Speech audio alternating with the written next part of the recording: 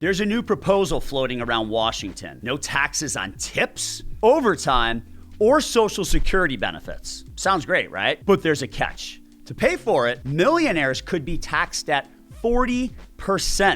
Today, I'm actually going to break down what this could mean for the economy, for investors, and for you. In 2024, President Trump campaigned on no tax on overtime, tips, and Social Security. And look, while that may sound great, we as a country, we do have a budget we have to follow. And how are you going to offset that lost revenue from not collecting tax on those items? Well, the latest rumblings out of Washington suggest that the GOP, the Republicans, typically the party of less tax, may actually be open to increasing the income tax rate on the highest earners. So this plan, what it does is it aims to shift the tax burden from middle-class workers to America's top earners. Now, why might that sound attractive? Well, for one, it helps everyday Americans. It helps those in the service industry, servers, bartenders. It helps hourly workers, people who may be working manufacturing jobs. It helps retirees. So look, it's politically appealing. Tax the rich so that you can help the working class. After all, I mean, the rich don't pay their fair share anyways, right? We'll get to that in just a second. Beyond that, it also boosts consumer spending by giving the working class more disposable income, which they can then hopefully use to buy things that help to stimulate the economy. So it's really easy to see why this proposal is actually gaining attention.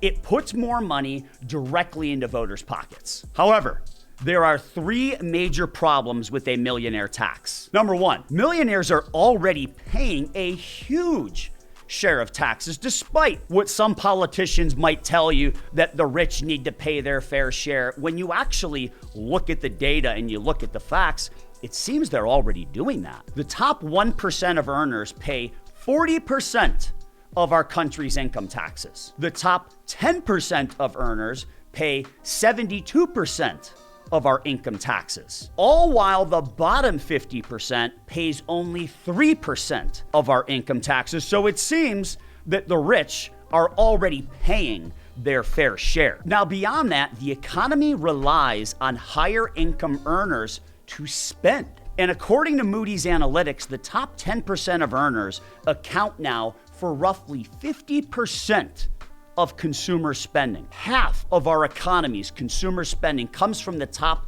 10% of income earners. And in 2024, that top 10% increased their spending by 12%. Now you contrast that with the bottom 80%, on the other hand, they actually decreased their spending in 2024. So almost all of the increase in consumer spending in 2024 came from the top 10% of income earners. Problem number two, taxing the highest income earners, what that does is it punishes productivity and it punishes investment. And the reason for that is millionaires are most often business owners or entrepreneurs, they're investors. And when they pay higher taxes, that could discourage them or disincentivize them from investing, whether that means investing in their own privately held business or investing in publicly traded stocks. It may discourage them from doing that. It could also prevent them from creating jobs by hiring more people in those businesses that they own. And it could certainly slow the growth of their business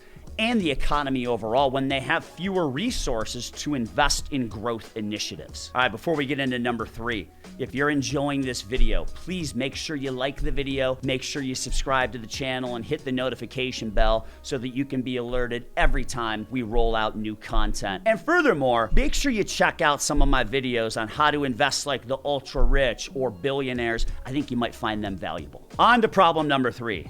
There is a risk of capital flight. So look, high income earners could decide to relocate income from here in the United States to possibly another country. And case in point, look at some of the mass exodus that we've seen happen over the course of the last several years within the United States, but from higher income tax states like California and New York, we've seen a ton of people move from those two states to lower income tax states or even zero income tax states like Texas and Florida. And just a note there, when I'm talking zero income tax states, I am referring to zero state income tax, which still, when you add that on top of federal income tax, it adds up, and it certainly displays the behavior that I would expect to see come out of these higher income earners. They will leave places where taxes are higher and they will relocate to places where taxes are lower. Beyond that, they may also relocate their businesses, which would mean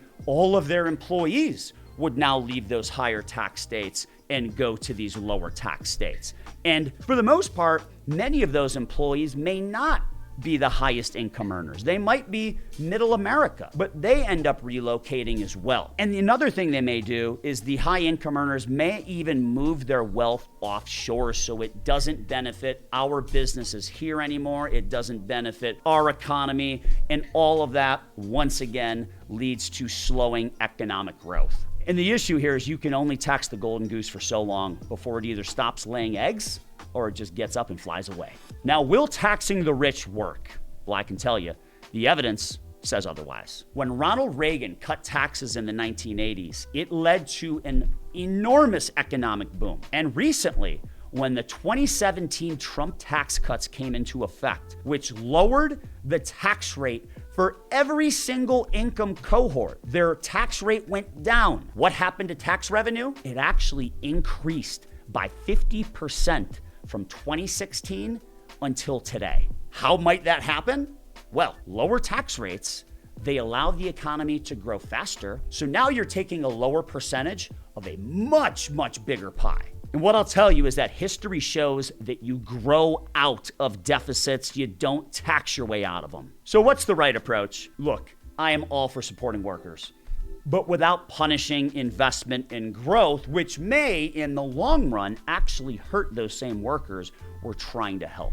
We need to focus on pro-growth policies. We need tax reform. We need spending cuts. We can no longer continue to recklessly spend on things that are not beneficial to the overall economy. We need less regulation and red tape so new businesses can be formed, new homes can be built, and we do need to address the 800-pound gorilla in the room, which is Social Security and Medicare. We need to fix that so that we can continue to pay benefits to retirees. The bottom line, we want to encourage saving, investing, and entrepreneurship to grow the pie, not just redistribute it. And helping workers is the right goal. But if we destroy the engine of economic growth to do it, everybody loses in the end. If you're enjoying these videos, do me a favor. Like this video, hit the notification bell, and subscribe so we can deliver to you more no-spin economic insights. I'd love to hear you comment below. Would you support a 40% millionaire tax to eliminate taxes on overtime, tips, and Social Security? Drop your comments below, and I'll do my best to respond. See you next time.